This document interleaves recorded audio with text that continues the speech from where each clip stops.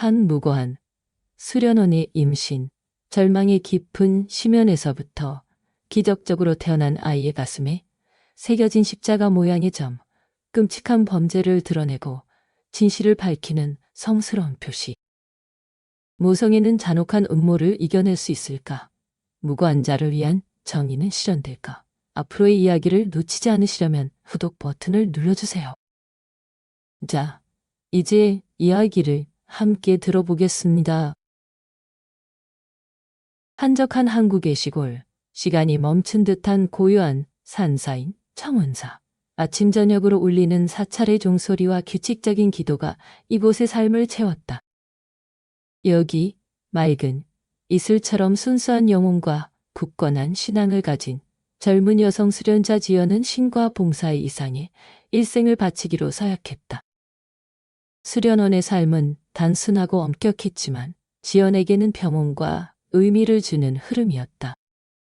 매일 늦은 밤 기도를 마친 후 지연은 자매들과 함께 새날을 시작하며 성당 청소, 채소밭 가꾸기, 주방 돕기 또는 정성껏 직무를 짜며 예배용 의복을 만들었다. 수련자의 삶이 아무리 힘들더라도 그녀는 모든 것을 경건과 헌신으로 받아들였다.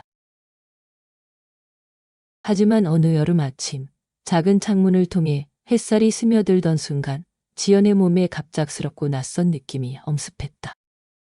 가슴에서부터 목구멍까지 메스꺼움이 치밀어 올라 그녀는 접고 있던 수건을 내려놓고 한 손으로 가슴을, 다른 손으로 입을 막으며 오래된 이끼 낀 우물이 있는 뒷마당으로 달려갔다. 떨리는 몸으로 우물 가장자리를 붙잡고 심하게 토했다. 이마에는 땀이 흘렀고 세상이 빙글빙글 도는 듯했다. 부끄러움과 비참함의 눈물이 창백한 뺨을 타고 흘렀다. 지연, 괜찮아. 뒤에서 들려온 부드럽고 걱정스러운 목소리는 청운사에서 지연과 가장 가까운 친구인 어린 수련자 은혜였다. 은혜는 급히 달려와 떨리는 지연의 등에 손을 얹으며 걱정 어린 눈빛을 보냈다. 지연은 힘겹게 일어나 눈물 자국을 닦으며 약한 목소리로 말했다. 괜찮아. 은혜, 요즘 날씨가 바뀌어서 좀 피곤한 것뿐이야. 그녀는 누구도 걱정시키고 싶지 않았고 자신조차 무슨 일이 일어나는지 이해하지 못했다. 억지로 미소를 지었지만 창백하고 어색했다. 좀 쉴까? 내가 내 몫까지 할게. 은혜는 여전히 걱정했다. 아니, 할 수 있어. 지연은 다리가 살짝 떨렸지만 똑바로 서려고 애썼다. 그러나 이후 며칠 동안 메스꺼움은 줄어들지 않고 더 심해졌다. 현기증과 피로가 자주 찾아와 지연을 지치게 했다.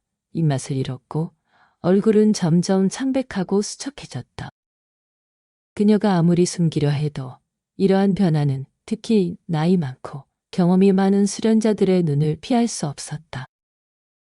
약 3주 후 채소밭에서 잡초를 뽑던 중 엄격하지만 통찰력이 있는 50대 수련자 혜진이 지연에게 다가왔다.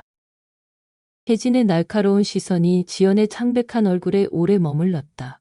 지연, 요즘 내가 얼마나 창백한지 알아? 뭔가 잘못된 거지 그렇지. 지연의 심장이 쿵쾅거렸다. 막연한 두려움이 마음에 스며들었다. 침착하려 했으며 미소를 지었다. 네, 정말 괜찮아요. 혜진 수련자님, 잠을 덜 잤을 뿐이에요. 하지만 작은 괭이를 쥔 손은 더욱 세게 쥐었고 손마디가 하얗게 변했다. 그녀는 거짓말을 했고 그 거짓이 오래 숨기기 어렵다는 것을 알았다. 몸이 날마다 변했고 설명할 수 없는 변화였다. 어떻게 이런 일이? 지연은 절망과 혼란 속에서 자신에게 물었다. 그녀는 단 한 번도 남자와 선을 넘은 적이 없었다. 그녀의 삶은 청운사의 벽, 아침 저녁 기도, 엄격한 수련 규칙에 묶여 있었다. 순결의 서약은 여전히 신성하고 엄숙하게 메아리쳤다. 그렇다면 그녀 안에 자라는 이 작은 생명은 어디서 온 것인가? 자비로운 성모님, 자비로운 예수님, 제발 이런 시험을 주지 말아주세요. 매일 밤 어둠이 작은 방을 감쌀 때 지연은 잠을 이루지 못하고 뒤척였다. 점점 커지는 배를 끌어안으며 눈물이 베개 위로 조용히 흘렀다. 형체 없는 두려움이 그녀의 어린 마음을 옥죄었다. 다른 자매들의 눈빛, 원장의 심판, 그리고 무엇보다 그녀가 늘 경외하고 섬겼던 신의 벌이 두려웠다. 식당에서의 공동 식사는 지연에게 고통의 시간이 되었다. 그녀는 고개를 숙이고 빠르게 밥을 먹으며 아무도 말하지 않았지만 느낄 수 있는 호기심 어린 시선과 속삭임을 피하려 했다. 예전에는 좋아했던 소박한 채식 음식의 냄새마저 이제 메스꺼움을 일으켰다. 그 순간들이 빨리 지나가기를, 외로움과 답 없는 질문들만 마주하는 작은 방으로 돌아가기를 바랐다. 가끔 공동 작업 시간에 은혜의 걱정 어린 시선을 마주쳤다. 은혜도 뭔가 잘못되었음을 눈치챈 듯 했지만 묻지 않고 무거운 일을 몰래 도와주거나 아무도 보지 않을 때 간식을 손에 쥐어주었다. 그 작은 행동들은 차가워진 지연의 마음을 따뜻하게 했지만 동시에 그녀를 더 자책하게 하고 두렵게 했다. 그녀의 비정상이 유일한 친구에게까지 영향을 미칠까 두려웠다. 자신의 상태에 대한 합리적 설명을 찾으려 할수록 지연은 더 깊은 막다른 골목에 빠졌다. 기적일까? 아니면 알지 못했던 죄에 대한 벌일까? 아니면 몸을 조용히 파괴하는 이상한 병일까? 수천 개의 질문이 그녀의 마음을 괴롭히며 불안한 꿈속에서도 그녀를 따라다녔다. 신앙이 흔들리기 시작했다. 신의 정의와 자비에 대한 믿음이 가혹한 시험을 받고 있는 듯했다. 그녀는 여전히 기도했지만 그 기도는 더 이상 순수하고 평화롭지 않고 불안, 절망, 그리고 숨겨진 원망으로 무거웠다. 그녀는 갈림길에 서 있는 듯했다. 한쪽은 신에 대한 굳건한 서약, 다른 한쪽은 그녀의 몸에서 펼쳐지는 부정할 수 없는 가혹한 현실. 청운사에 이른 아침 분위기는 엄숙한 침묵 속에서 지연에게 유난히 무겁게 느껴졌다. 성당에서 울리는 아침 기도 소리, 창밖의 새소리, 희미하게 퍼지는 향냄새라. 이 모든 익숙한 것들이 이제 그녀 안에서 솟아오르는 불안의 안개로 덮인 듯했다. 이상한 징후가 나타난 이후 지연은 끊임없는 두려움 속에서 충격적인 비밀을 숨기려 했지만 그의 얇은 베일이 곧 벗겨질 것이라는 직감이 들었다. 그날 아침 지연이 다른 자매들과 함께 도서관에서 오래된 경전을 정리하며 혼란스러운 생각을 몰아내려고 애쓰던 중 다소 엄격하고 조용한 수련자 민서가 다가왔다. 민서의 얼굴은 평소처럼 차가웠고 표정이 없었다. 그녀의 목소리는 평이했지만 거부할 수 없는 명령이 담겨 있었다. 지연, 나를 따라와. 원장님께서 보자고 하셨어. 지연의 심장이 멈춘 듯했다. 원장이라는 이름은 번개처럼 그녀의 몸을 마비시켰다. 지난 며칠간 침착하려던 모든 노력이 무너졌다. 죄악의 예감이 현실이 되었다. 그녀는 떨리는 목소리로 내라고 속삭이며 손에 들고 있던 기도서를 책상에 내려놓았다. 지연은 고개를 숙이고 조용히 민서를 따라갔다. 각걸음이 무겁게 느껴졌다. 청운사의 길고 황량한 복도는 오늘따라 유난히 길게 느껴졌다. 작은 창문에서 들어오는 희미한 빛이 오래된 타일바닥에 빛과 그림자를 교차시켰다. 지연은 심장이 미친 듯이 뛰는 소리를 뚜렷이 들었다. 앞서 걷는 민서의 발소리가 불길한 예감처럼 규칙적으로 울렸다. 그녀는 심호흡을 하며 성모님께 다가올 일을 맞설 힘을 달라고 조용히 기도했지만 마음 깊은 곳에서는 자신이 무슨 잘못을 했기에 이런 시련을 겪는지 이해하지 못했다. 원장 혜경이의 사무실로 통하는 무거운 나무문이 눈앞에 나타났다. 민서가 3번 가볍게 노크한 뒤 문을 열고 지연에게 들어가라고 손짓했다. 원장님, 지연 수련자를 데려왔습니다. 혜경 원장의 사무실은 소박했지만 엄숙한 분위기를 풍겼다. 중앙에 큰 나무 책상이 있었고 그 위에는 몇 권의 경전과 작은 청동 십자가가 놓여 있었다. 60대 여성인 혜경 원장은 친절한 얼굴을 가졌지만 놀라울 정도로 날카롭고 엄격한 눈빛을 띠고 책상 뒤에 곧게 앉아 있었다. 그녀는 지연을 올려다보았다. 그 눈빛은 지연의 영혼을 꿰뚫는 듯하여 그녀는 고개를 숙이고 습관의 주름을 신경질적으로 쥐었다. 앉아, 내 딸아. 혜경 원장의 목소리는 크지 않았지만 숨 막히는 침묵을 깨기에 충분했다. 지연은 책상 맞은편에 준비된 작은 나무 의자를 망설이며 끌어당겨 앉았다. 마치 뜨거운 석탄 위에 앉은 듯했다. 그녀는 목이 마른 채로 침을 삼켰다. 혜경 원장은 지연을 위아래로 훑어본 뒤 천천히 입을 열었다. 목소리는 여전히 병이했지만 한마디 한마디가 정근의 무게를 지녔다. 지연, 한 번만 묻겠다. 진실되게 대답해야 한다. 신과 나를 속이려 하지 마. 내 뱃속 아이의 아버지는 누구냐? 지연은 그 질문을 예상했지만 세상이 무너지는 듯했다. 귀가 윙윙거리고 얼굴이 붉어졌다가 창백해졌다. 그녀는 떨리는 목소리로 더듬었다. 원장님, 저 무슨 말씀인지 모르겠습니다. 더 이상 연기하지 마, 지연. 연기하지 마, 지연. 혜경 원장의 목소리가 갑자기 날카롭고 엄격해졌다. 너라면 이 일을 영원히 숨길 수 있다고 생각했나? 이 사찰의 수련자들 모두가 내 변화를 알아챘다. 속삭임과 의심스러운 시선들, 내가 모를 거라 생각했나? 지연의 눈물이 흘러 습관 위로 떨어졌다. 그녀는 흐느끼며 말했다. 원장님, 신 앞에서 맹세합니다. 날, 무슨 일이 일어나는지 모릅니다. 저는 결코 수련회의 명예를 더럽히거나 신에 대한 서약을 배신한 적 없습니다. 그녀는 절망 속에서 설명하려 했지만 모든 말이 원장의 확신 앞에서 무의미했다. 신 앞에서 거짓을 말하지 않겠다고. 혜경 원장은 책상을 가볍게 두드렸다. 그 동작은 강하지 않았지만 지연을 움찔하게 했다. 그럼 내 뱃속 아이는 어디서 왔나? 하늘에서 떨어졌나? 그녀는 지연을 똑바로 보며 눈에 자비를 담지 않았다. 진심으로 회개하고 죄를 고백한다면 신은 여전히 자비를 베풀어 너를 용서하실 것이다. 하지만 고집스럽게 죄를 부인한다면 너는 더 무거운 죄를 짓는 것뿐이다.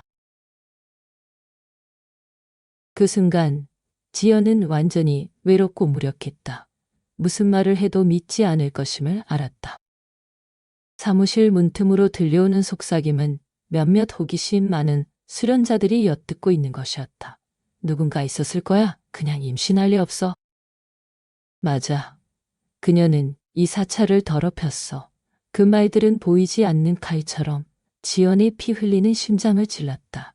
지연은 절망 속에서 고개를 저으며 눈물이 흘렀다.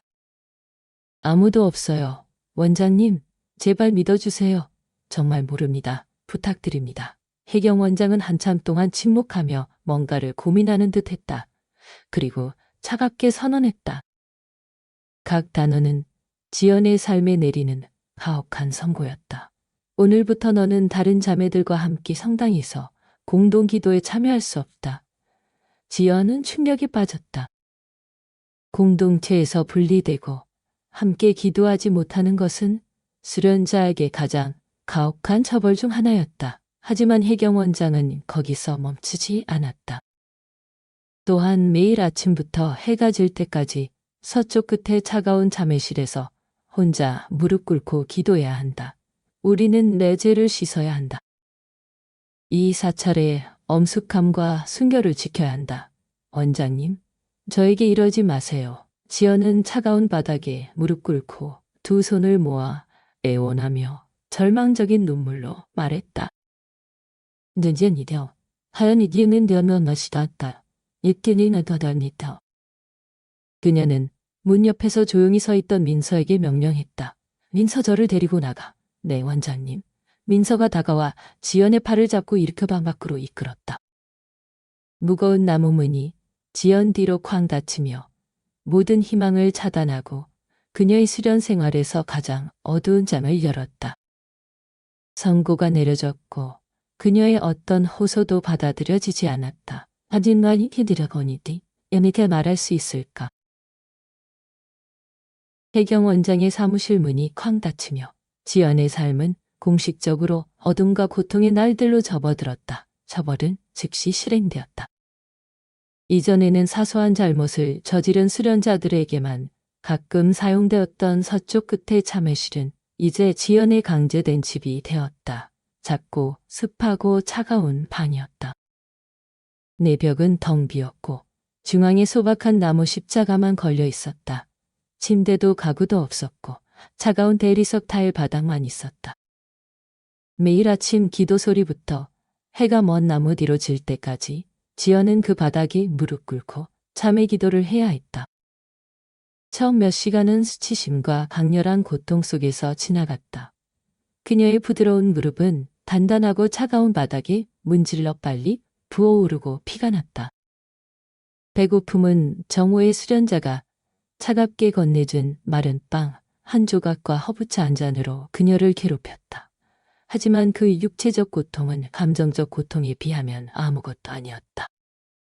지연은 공동체에서 완전히 고립되었다. 따뜻한 경전낭도, 자매들과 찬송을 부르는 소리, 일상의 기쁨과 슬픔을 나누는 시간을 더 이상 듣지 못했다. 그녀는 마치 버림받은 양, 온 무리에게 외면당한 나병 환자와 같았다. 참외실을 지나갈 때 다른 수련자들은 일부러 빠르게 걸으며 안을 쳐다보지 않거나 보면 경멸과 두려움의 눈빛이었다. 그들은 그녀 뒤에서 속삭였다. 무슨 악업이야. 년우의 내터하냐. 그녀를 계속 두면 신이 이 사찰 전체를 벌하실 거야. 저런, 아직도 고개를 들 용기가 있나? 그 말들은 직접적으로 그녀를 겨냥하지 않았지만 이미 깊이 상처받은 그녀의 영혼을 베는 칼 같았다. 성격이 급하고 할수한 수련자 수지는 일부러 지나가며 비꼬고 잔인한 말을 내뱉거나 문을 발로 차 겁을 주었다. 지연이 경험으로 존경했던 혜진조차 이제 그녀를 차갑고 거리감 있는 눈으로 바라보았다. 그 어두운 날들 속에서 은혜는 유일한 빛이었다. 연루될 두려움과 다른 수련자들의 감시하는 눈 때문에 공개적으로 지연을 변호하거나 돕지 못했지만 은혜는 조심스럽게 관심을 보였다. 가끔 지나가며 일부러 참외실 문 근처에 빵 조각이나 과일을 떨어뜨리고 아무 일 없는 듯 급히 떠났다. 또는 모두가 잠든 늦은 밤, 은혜는 몰래 따뜻한 물이나 깨끗한 천을 가져와 지연의 상처를 닦아주었다. 그 작은 행동들은 작았지만 차가워진 지연의 마음을 따뜻하게 했고 그녀가 계속 견딜 힘을 찾게 했다. 어느 오후 지연이 허약한 몸으로 힘들게 큰 주방을 청소하는 무거운 벌을 수행하던 중 성미 신부가 갑자기 들어왔다. 그의 눈은 병적인 매혹으로 지연을 바라보았다. 많이 고통받고 있지, 그렇지? 그의 목소리는 질문 같았지만 비꼬는 말투였다. 지연은 고개를 숙이고 그를 똑바로 보지 않으며 그가 빨리 떠나기만 바랐다. 하지만 성민 신부는 멈추지 않았다. 그는 더 가까이 다가가 뱀처럼 속삭였다. 네가 저주받은 그날 밤을 기억하나? 입술을 굳게 다물었다. 모릅니다. 아무것도 기억하지 않습니다. 하하, 성민 신부는 소름 끼치는 미소를 지으며 말했다. 그렇지. 내가 아무것도 기억하지 못하게 했으니까. 그는 더 가까이 몸을 숙이며 차가운 숨결이 지연의 귀를 스쳤다. 이제 눈치챘지. 내 뱃속에 재앙의 씨앗을 뿌린 게 나야. 너 같은 더러운 임신한 수련자의 말을 누가 믿겠나? 아니면 나 같은 존경받는 신의 사제의 말을 믿겠나? 그의 손이 지연의 턱을 잡아 아기로 가득한 눈을 마주보게 했다. 아무도 너 편에 서지 않을 거야, 지연. 성민 신부의 끔찍한 고백은 지연의 머리에 망치처럼 내리쳤다. 그녀는 충격과 공포에 휩싸였다. 이게 진실이었다. 매일 고개 숙여 존경했던 이 덕스러운 말을 설교했던 이가 그녀의 삶을 망친 악마였다. 눈물이 흘렀지만 그것은 나약함의 눈물이 아니라 쓰라린 원망과 분노의 눈물이었다. 하지만 그녀는 그가 옳다는 것을 알았다. 이 상황에서 누가 그녀를 믿겠는가? 누가 강력한 신부에 맞서 타락한 수련자를 변호하겠는가? 절망이 지연을 거의 삼켰지만 뱃속 아이에 대한 생각이 솟구쳤다. 그녀는 죽을 수 없었다. 아이가 이 비극적 운명을 겪게 할 수 없었다. 살아야 했다. 이 지옥에서 벗어날 방법을 찾아야 했다. 한편 지연의 유일한 친구 은혜는 계속 조용히 관찰하며 지연이 겪는 고통에 슬퍼했다. 은혜는 성민 신부가 지연에게 보내는 의심스러운 시선과 은밀한 행동을 여러 번 목격했다. 여성의 직감과 지연에 대한 애정은 은혜로 하여금 지연이 무고하며 끔찍한 음모의 피해자라는 믿음을 강하게 했다. 은혜의 양심은 지연이 이런 고통을 받는 것을 더 이상 묵묵히 지켜볼 수 없었다. 지연을 돕는 것이 극도로 위험하고 자신에게까지 연루될 수 있음을 알았지만 은혜는 행동해야 하겠다고 결심했다.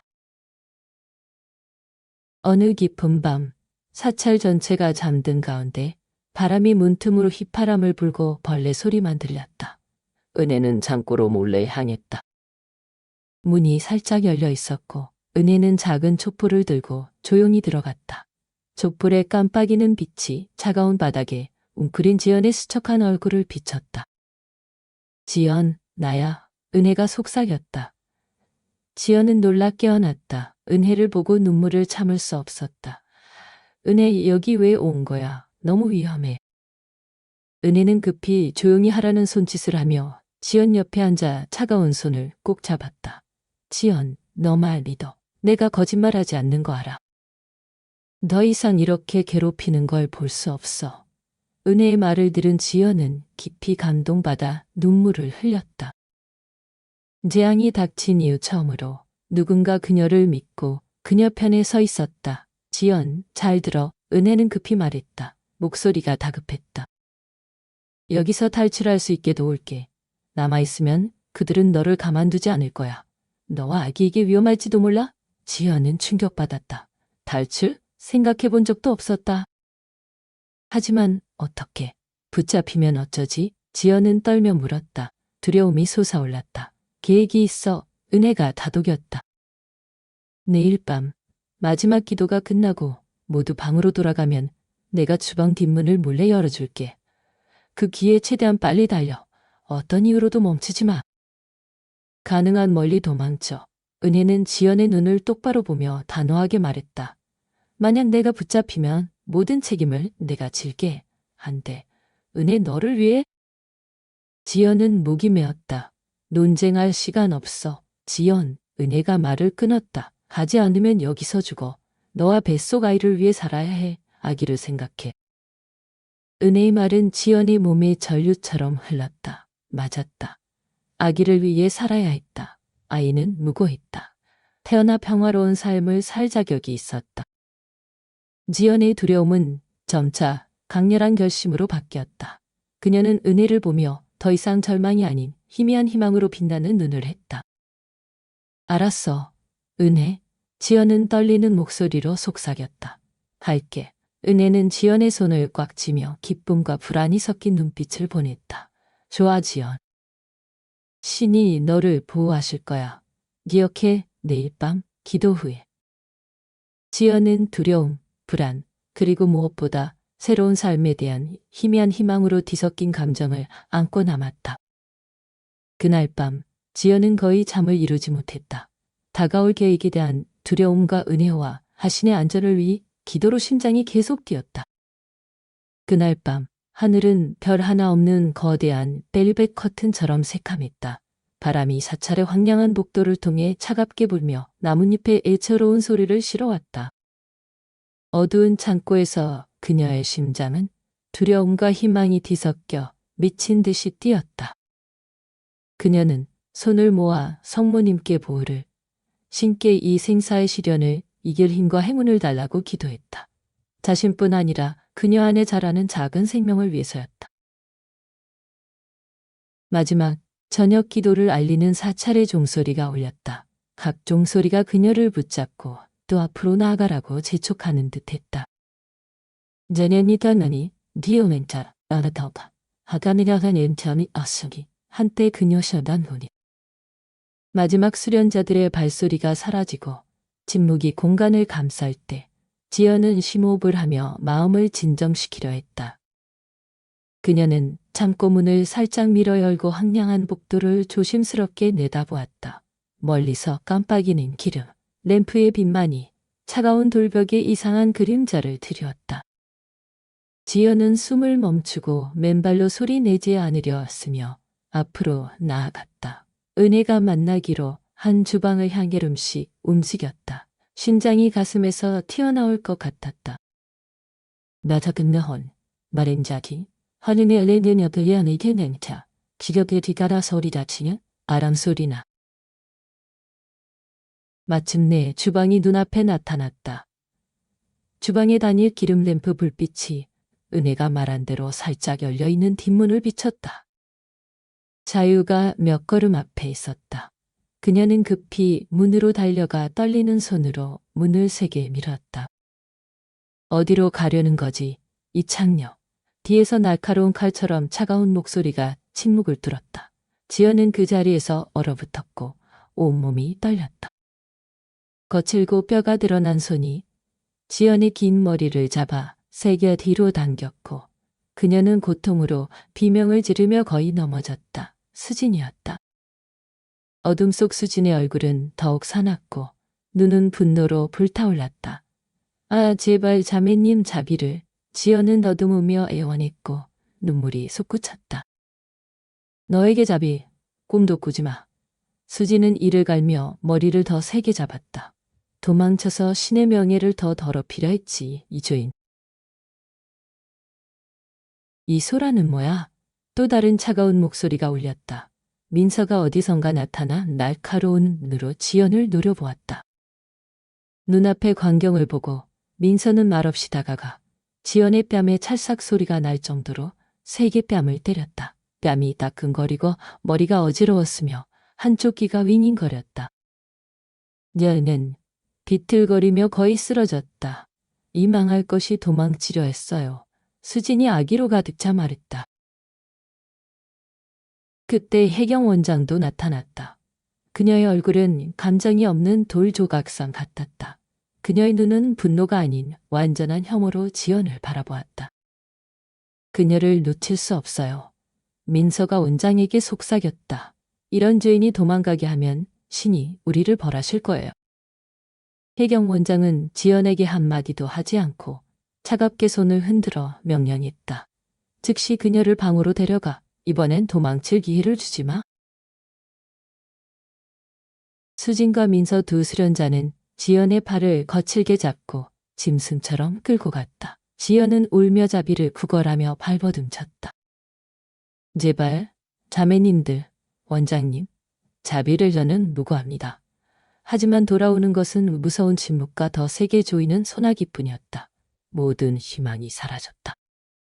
무거운 방문이 그녀 뒤로 쾅 닫히며 그 소리는 그녀의 비극적 운명을 봉인하는 최후의 망치 소리 같았다. 지연은 차가운 바닥에 쓰러져 얼굴을 묶고 통곡했다.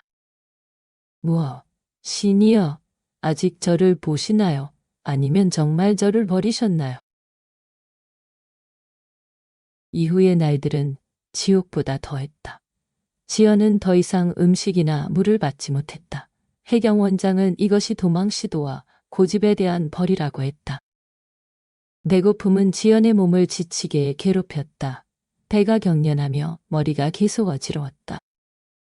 뱃속 아이는 어머니의 고통을 느끼는 듯 가끔 배를 툭툭 쳤고 그것은 약한 격려 같았다. 지연은 배를 잡고 눈물을 통해 아이에게 속삭였다. 내 아이야, 미안해. 너를 믿어요. 단지 때문에 너서 느껴야 되니 싫겠다다. 그녀의 힘은 점점 빠져나갔지만 생존 의지와 신성한 모성애는 지연이 포기하지 않도록 촉구했다. 여기서 죽을 수 없었다. 아이가 억울하게 죽게 할 수 없었다. 그녀는 어떤 희망이라도 찾아야 했다. 지연의 눈은 방벽 높은 곳의 작은 창문에 멈췄다. 그것이 유일한 길이었다. 나니, 호련리언의 어머니한테 겹다는 시합한다티다. 방 구석에서 찾은 부서진 벽돌을 쌓아 임시 발판을 만들고 떨며 창문으로 올라갔다. 창문은 너무 작고 높았다. 발끝으로 서고 몸을 최대한 뻗어야 창문턱을 잡을 수 있었다. 고통과 피로 속에서도 멈추지 않았다. 초인적인 노력으로 한쪽 다리를 창문 밖으로 내밀었다. 차가운 밤바람이 그녀의 얼굴에 자유의 향기를 실어왔다. 이제 거의 다 왔어. 조금만 더. 그녀는 생각했다. 뭐 하는 거야? 바로 아래에서 익숙하고 아기로 가득한 차가운 목소리가 그녀를 가혹한 현실로 끌어내렸다. 크고 거친 손이 그녀의 치마를 잡아 세게 당겼다. 아, 지연은 비명을 지르며 단단한 바닥에 나뒹굴었다. 차가운 벽이 그녀의 등을 쳐 고통으로 비명을 질렀다. 그녀는 숨을 헐떡이며 올려다보았다. 성민 신부가 바로 앞에 서 있었고 그의 눈은 섬뜩한 잔혹함으로 빛났다. 나에게서 도망치려 했나? 사랑스러운 지연. 그는 비웃으며 가까이 다가가 얼굴을 바싹 댔다. 말했지. 내 뱃속의 악마는 내가 만든 거야. 넌 절대 나에게서 벗어날 수 없어. 지연은 분노와 공포로 가득 찬 눈으로 가해자를 바라보며 떨었다. 아니야. 그녀는 절망 속에서 속삭였지만 아무도 듣지 않았다. 두꺼운 어둠과 죽음 같은 침묵만이 그녀를 감쌌다. 시간은 어둡고 차가운 방에서 무겁게 흘렀다. 지연은 낮과 밤을 거의 구분하지 못했고 단편적인 기억과 뱃속에 자라는 작은 생명에 대한 무한한 사랑으로 연면난다. 사랑은 작은 생명에 대한 무한한 사랑으로 연명했다. 뇌는 점점 커져 눌렀고 걷고 눕고 앉는 것이 극도로 어려웠다. 둔한 통증이 더 자주 나타나며 출산의 날이 멀지 않았음을 알렸다. 지연은 두려움과 기대를 동시에 느꼈다. 의료 도구나 도움 없이 출산해야 하는 어머니와 아이의 운명이 두려웠지만 아이의 얼굴을 보고 품에 안고 싶었다. 그 운명적인 날이 왔다. 늦가을 밤 맹렬한 내우가 몰아쳤다. 바람은 전마리의 성난 짐승처럼 울부짖었고 비는 돌벽을 세차게 때렸다. 멍게와 천둥이 새카만 하늘을 갈랐다. 습한 방에서 날카로운 통증이 지연의 척추를 타고 하복부로 퍼지며 그녀를 웅크리게 했다. 그녀는 가장 중요한 순간이 왔음을 알았다. 진통이 점점 더 가까워지고 강렬해졌다. 지연은 입술을 피가 날 때까지 물며 비명을 참았지만 몸은 멈추지 않고 떨렸다. 병 모서리로 기어가 지탱할 곳을 찾았다. 도움도 격려의 말도 없었다. 두꺼운 어둠과 바깥에 울부짖는 비바람만이 동반자였다. 외로움과 절망의 절정에 달했다. 주여. 자비로운 성모님. 지연은 고통 속에서 속삭였다. 제 아이를 구해주세요. 제 영혼을 신께 바칩니다. 이 무고한 아기에게 자비를. 연속적인 진통은 그녀의 살을 찢었고 마지막 힘을 빼앗았다. 그녀는 죽어가는 듯했다. 의식이 점점 흐려졌다. 돌아가신 어머니, 예전의 평화로운 사찰 생활, 그리고 성민 신부의 악의적인 얼굴이 떠올랐다. 하지만 그때 맹렬한 생각이 불타올랐다. 아이를 위해 살아야 해. 내 아이야. 내가 여기 있어. 한편 사찰의 다른 곳에서 은혜는 잠을 이루지 못하고 뒤척였다. 바깥의 폭풍 소리가 그녀를 더 불안하게 했다. 갑자기 바람과 비소리 아래 창고 끝에서 희미한 신음소리가 들리는 듯했다. 은혜의 심장이 조여들었다. 지연의 목소리였다. 지연이 분명 위험에 처했다.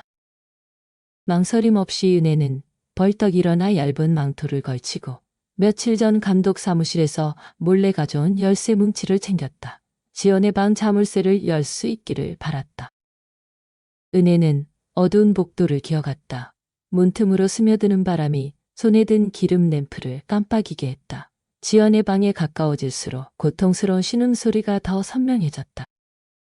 은혜는 당황하며 열쇠 뭉치를 들고 떨리는 손으로 자물쇠 하나씩 시도했다. 금속이 부딪히는 소리가 고요한 늦은 밤에 울렸다.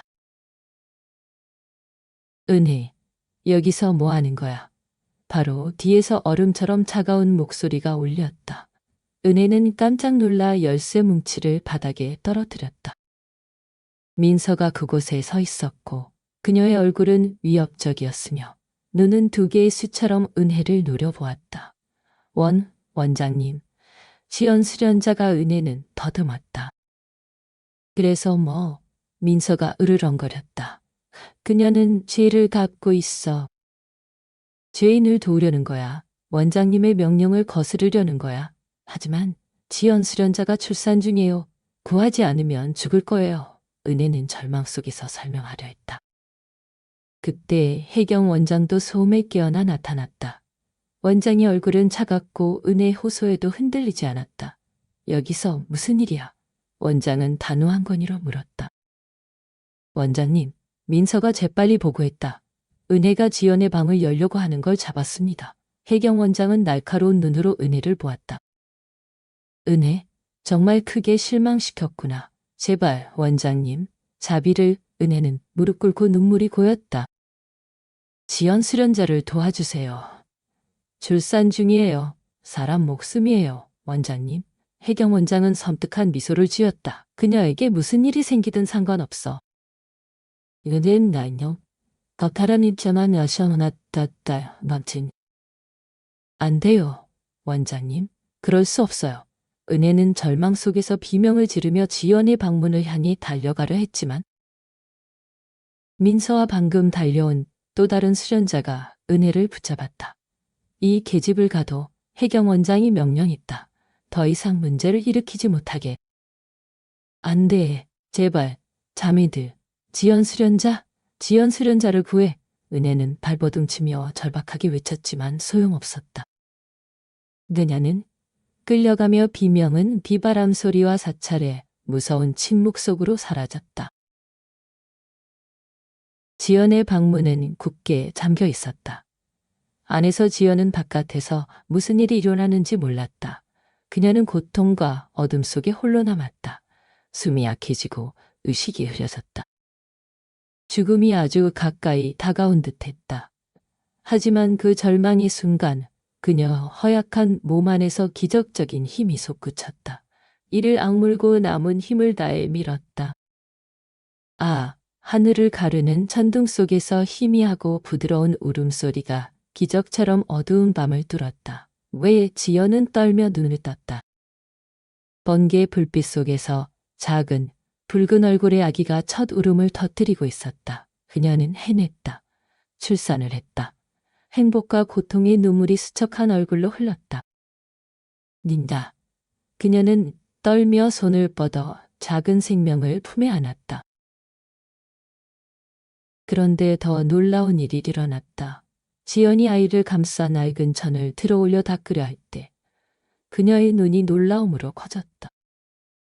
그녀가 미리 켜놓은 작은 기름 램프의 희미한 불빛 혹은 하늘을 가른 또 다른 번개 불빛 아래 아이의 부드러운 가슴에 완벽한 십자가 모양의 작은 검은 점이 선명히 보였다. 지연은 멍해졌다. 십자가 모양의 점, 이게 뭐지? 어떤 표식일까? 신이 정말 그녀의 기도를 들은 걸까? 아니면 우연일 뿐일까? 피로와 고통이 사라진 듯했다. 경외감, 신성한 존경, 그리고 새로이 불타오른 희미하지만 맹렬한 희망만이 젊은 어머니의 마음에 남았다. 마그데스 타시오느니 만대는 나야. 마침내 잦아들었다. 하늘은 깨끗이 씻겨 맑았고 남은 구름 사이로 아침 햇살이 스며들며 정원사에 비쳤다. 아기의 울음소리는 약했지만 이른 아침 침묵 속에서 창고 근처 방에 있던 수련자들을 깨우기에 충분했다. 밤 동안 무슨 일이 있었는지에 대한 호기심과 약간의 두려움으로 몇몇 용감한 수련자들이 지연의 방으로 향했다. 방문은 전날 밤처럼 굳게 잠겨 있지 않았다. 어쩌면 소란 중에 누군가가 열었을지도 모른다. 한 수련자가 망설이며 문을 살짝 밀었다. 눈앞의 광경은 그녀를 할 말을 잃게 했다. 창백하고 시든 잎 같은 지연이 벽에 기대어 낡은 천 뭉치를 꼭 안고 있었고 그 안에서 작은 붉은 얼굴의 아기가 희미한 울음을 내고 있었다. 하지만 수련자를 더 놀라게 한 것은 아기의 가슴에 우연히 시선이 갔을 때였다. 선명하고 특이한 십자가 모양의 작은 검은 점을 보았다. 오 신이여, 말하자닌 자, 님 눈앞에 내어버 있다미 타그라 감이 답답다. 그 비명은 불꽃처럼 다른 수련자들의 주의를 끌었다. 그들은 좁은 방으로 몰려들었다. 모두 아기와 가슴에 이상한 점을 보고 말을 잃었다. 속삭임이 커졌다. 저건 신의 표식이 아닐까. 지연에게 가장 할수했던 수진조차 떨리는 목소리로 말했다. 십자가 모양 점이 있는 신생아라니 믿을 수 없어. 다른 수련자가 입을 가리며 놀라 말했다. 혹시 우리가 잘못했나? 군중 속에서 약한 목소리가 나왔다. 해경 원장도 그곳에 있었지만 평소의 당당함 없이 얼굴이 종이처럼 하얗게 변했다. 그녀는 침착하려 애썼다. 모두 조용히. 이건 우연일 뿐이야. 아니면 악마가 우리 신앙을 시험하려는 시험일 거야. 흔들리지 마. 하지만 그녀의 목소리는 떨렸고 더 이상 설득력이 없었다. 지연은 끔찍한 출산 후 극도로 약했지만 아이를 꼭 안고 일어나 앉아 해경 원장과 다른 수련자들을 똑바로 보며 쉰 목소리로 단호하게 말했다. 원장님, 자매들, 그녀는 말했다. 이 표식이 뭔지는 모르지만 신 앞에서 맹세합니다. 이 아기는 완전히 무고합니다. 누구의 냉대와 판단도 받을 자격이 없습니다. 그리고 그녀는 주위를 보며 쓰라린 목소리로 말했다. 신의 말씀은 자비와 이웃사랑을 가르치지만 여러분은 저에게 무엇을 했나요? 극도의 고통 속에서 저를 버리고 죽음과 홀로 씨름하게 했습니다. 이것이 신의 자녀들이 해야 할 행동인가요? 지연의 말은 많은 수련자들의 양심을 찔렀다. 그들은 고개를 숙이고 지연을 똑바로 보지 못했다. 변인, 침묵에 휩싸였고 아기의 희미한 울음소리만 들렸다. 그때 문간에서 정의로운 분노로 가득한 목소리가 강하게 울렸다. 우리는 모두 잘못했습니다. 맹목과 편견이 우리의 양심을 흐리게 했습니다. 모두가 놀라 돌아보았다. 은혜가 그곳에 서 있었고 그녀의 얼굴은 분노와 감정으로 붉어졌다. 은혜가 어떻게 갇힌 곳에서 벗어났는지는 아무도 몰랐다. 은혜는 방 중앙으로 빠르게 걸어가 성민 신부에게 눈을 고정했다. 그는 군중 속에 웅크리고 있었고 약간 당황한 모습이었다. 당신이야, 성민 신부. 당신이 죄인이야. 악마로 위장한 자. 내가 저는 아메람 자. 아주 다른 의스 미치던 액은 자가 먹어 벅벅벅 덕덕을 사연이노 외치며 날 그저 그룹하면 이거야. 당신 범죄의 증거야. 성민 신부의 얼굴이 잿빛으로 변했다. 그는 외쳤다. 이 계집 거짓말이야. 그 공책을 내놔. 그는 공책을 빼앗으려 달려들었지만 옆에 있던 혜진이 더 빨랐다. 혜진은 공책을 낱갓이 펼치고 섬뜩한 침묵 속에서 한 줄씩 큰 소리로 읽었다. 날짜 지연이 자정 예배 후 내가 준 허브차를 마셨다. 약이 효과를 발휘했다. 그녀는 골아떨어졌다. 혜진의 목소리가 떨리더니 분노로 바뀌었다. 날짜 그 여자는 여전히 아무것도 기억하지 못한다. 내가 예상한 대로다. 이 오점은 그녀를 영원히 따라다닐 것이다. 공책의 모든 단어와 문장은 성민 신부의 비열한 음모와 끔찍한 범죄를 폭로하는 망치였다. 주위의 수련자들은 말을 잃었고 공포와 저주의 외침이 터져나왔다. 오 신이여, 성민 신부, 어떻게, 악마 짐승, 지연 수련자에게 무슨 짓을 한 거야? 그는 얼어붙은 채 죽은 듯 창백했다. 모른다. 날 모험하는 거야. 성민 신부는 두려움으로 떨리는 목소리로 부인하려 했지만 그의 침묵은 가장 명백한 고백이었다. 그럼 그리스도상 앞에서 무고하다고 맹세할 수 있나? 은혜가 도전했다. 성민 신부는 떨며 지목했다. 그의 침묵은 명백한 고백이었다. 당신이 죄인이야. 사찰을 더럽혔어. 한 수련자가 비명을 질렀다. 다른 수련자들은 경멸과 증오의 눈으로 성민 신부에게서 물러났다. 그러자 군중의 분노는 해경 원장에게로 향했다. 그리고 원장님, 당신은 그와 공모했어요. 지연 수련자를 지옥에서 고통받게 버려뒀어요. 한 목소리가 비난했다. 이니요. 해경 원장은 당황하며 고개를 저었다. 아니야, 내가 아니야. 나는 신의 뜻을 따랐을 뿐이야. 사찰의 순교를 지키려 했어. 명령을 따랐다고. 은혜는 비웃으며 말했다. 아니면 진실이 드러날까 두려웠던 건가요? 당신의 명성과 권력이 영향을 받을까 두려웠던 거죠? 당신 스스로 악을 도와 이곳을 지옥으로 만들었어요. 비난은 점점 더 많아지고 강렬해졌다. 예경 원장은 비틀거리며 얼굴에서 핏기가 사라졌다. 그녀는 모든 것이 끝났음을 알았다. 범죄를 감추던 벨벳 커튼이 찢어졌고 더 이상 그녀를 믿는 이는 없었다. 정의는 늦었지만 마침내 도착했다. 청운사 전체는 무거운 침묵에 잠겼다. 평소의 엄숙한 고요와는 다른 공포, 분노, 말할 수 없는 수치심으로 가득한 침묵이었다. 진실은 잔혹하게 드러났고 지연을 판단하고 괴롭혔던 모든 이들의 양심을 갉아먹었다. 방금 전까지 존경받던 사제였던 성민 신부는 이제 떨며 수련자들에게 둘러싸여 혈색 없는 얼굴로 서 있었다. 날 놔줘. 나는 사제야. 신의 사람이다. 그는 더듬으며 마지막 권위를 붙잡으려 했지만 돌아오는 것은 분노의 으르렁뿐이었다. 당신은 신의 사람이 아니야. 악마로 위장한 자야. 지연에게 가장 핫했던 수지는 이제 가장 큰 소리로 외쳤고 눈은 분노로 불타올랐다.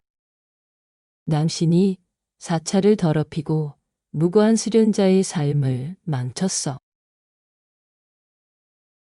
상황이 불리해지자 성민 신부는 돌아서서 도망치려 했지만 혜진과 몇몇 강한 수련자들이 재빨리 달려들어 그를 단단히 붙잡았다. 도망칠 수 없어. 혜진은 이를 갈았다. 당신의 범죄를 법이 심판하도록 당국에 넘길 거야. 당국과 법 이야기는 성민 신부를 더 당황하게 했다. 그는 발버둥 치며 외쳤지만 수련자들의 단합과 결의 앞에서 소용없었다. 그리고 모든 시선이 해경 원장에게로 향했다. 그녀는 얼어붙은 채 얼굴이 일그러졌고 입술은 움직였지만 소리를 내지 못했다. 눈에는 명백한 공포가 드러났다. 원장님은 어쩌죠? 한 수련자가 비난으로 가득한 목소리로 말했다. 당신은 범죄를 묵인하고 지연 수련자의 고통을 외면했어요. 더 이상 이 사찰을 이끌 자격이 없어요. 아니야, 내가 아니야. 원장은 더듬으며 변명하려 했지만 더 이상 듣고 싶은 이는 없었다. 당신이 우리를 눈멀게 했어요.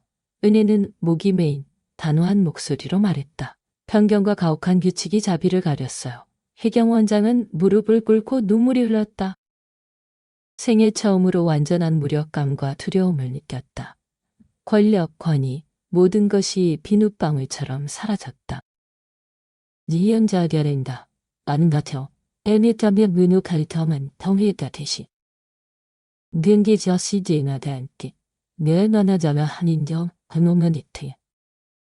해경 원장을 사찰에서 추방하자는 결정은 대부분 수련자들의 동의로 이루어졌다. 지연은 작은 아이를 품에 꼭 안고 모든 것을 조용히 지켜보았다. 눈물은 여전히 뺨을 타고 흘렀지만 그것은 승리나 해를 끼친 자들이 대가를 치르는 기쁨의 눈물이 아니었다. 그녀의 마음에는 깊은 슬픔, 증오와 고집, 세속적 욕망의 눈물들에 대한 연민이 있었다. 자신과 같 태어나 이런 가혹한 장면을 목격해야 했던 무고한 아이에 대한 연민도 있었다. 은혜와 혜진이 지연에게 다가왔다. 은혜는 부드럽게 시연의 어깨에 손을 얹으며 연민으로 가득한 목소리로 말했다. 지연, 너 정말 많이 고생했어. 지연을 의심했던 혜진도 후회를 감추지 못했다. 우리 정말 너에게 미안해. 하나둘 다른 수련자들도 다가와 지연 앞에 무릎 꿇었다. 흐느끼는 사과와 뒤늦은 용서 구걸이 공기를 채웠다. 지연 수련자, 제발 용서해. 우리가 잘못했어. 사비를. 지연은 눈물로 얼룩진 얼굴들을 보았다. 더 이상 분노나 원망을 느끼지 않았다. 이제 그녀의 마음에는 깊은 평화만 남았다. 그들도 속임수, 편견, 인간의 나약함의 피해자일 뿐임을 이해했다. 그녀는 심호흡을 한 뒤 부드럽게 말했다. 목소리는 약했지만 모두가 들을 수 있을 만큼 컸다. 모두를 용서합니다. 지연의 용서의 말은 죄, 고통, 심지어 증오까지 씻어내는 물줄기 같았다. 모두가 침묵했고 회개와 해방의 눈물 소리만 남았다. 악몽은 마치 니네야만 턱단인 제담을 씻듯하지 여다왔다. 너냐라 갔다. 일주일 후 정운사는 많은 변화를 겪었다. 성민 신부는 체포되어 법의 심판을 받았다. 혜진 같은 존경받고 덕 있는 이들의 지도 아래 남은 수련자들은 사찰을 함께 개혁하기로 했다. 그곳을 폭정, 편견, 불의가 설 자리가 없는 사랑, 자비, 연민의 진정한 공동체로 만들었다. 지연은 며칠간의 세심한 보살핌으로 점차 기력을 회복했다. 가슴에 십자가 모양점이 있는 그녀의 작은 아들은 기적, 희망, 신의 자비의 상징이 되었다. 하지만 지연은 사찰이 더 이상 그녀의 장소가 아님을 알았다. 그녀와 아이에게는 새 삶, 새 시작이 필요했다. 그 아침 황금빛 태양이 밝게 빛났다. 지연은 아들을 품에 안고 사찰 문 앞에 서 있었고 은혜가 배웅하러 기다리고 있었다. 은혜의 얼굴에는 슬픔이 묻어났다. 정말 떠나고 싶어, 지연. 지연은 평화롭게 미소 지으며 고개를 끄덕였다. 은혜. 아들이 사랑과 평화 속에서 자랄 수 있는 새 삶을 시작하고 싶어.